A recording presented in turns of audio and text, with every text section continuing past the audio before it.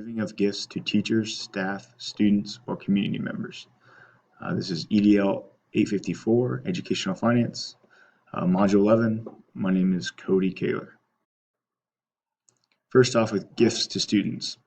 It is important in giving gifts to students that they are only given in two ways, either as incentives for fundraising events or as an award for a special achievement. Gifts should always be nominal value and age appropriate.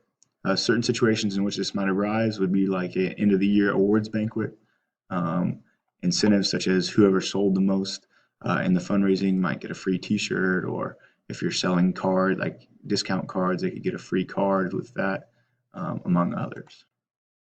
Gifts to staff members. Gifts given to staff members should always be in accordance with the school or district policy or procedure. This should also include a committee that determines the purpose of the gift as well as the amount distributed.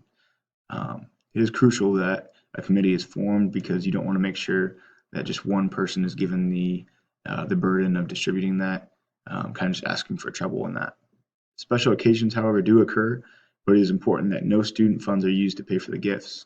Funds should be drawn strictly from the staff themselves, whether that be staff profits from things that they raise with staff-only situations, or just possible donations from staff members. But no student funds should be used, or general funds.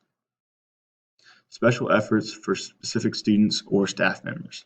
Special situations do arise, such as a medical illness or a catastrophe in a student or staff member's life. When raising funds for situations like these, it is crucial to get approval from the district accountant and the district administration to be sure that proper policies are being followed. Today we see things like GoFundMe and other websites like that, or PTOs through the school that often kind of raise funds for these situations. Those are great, but definitely make sure that you're checking out with your district administration that you are raising those in a proper manner.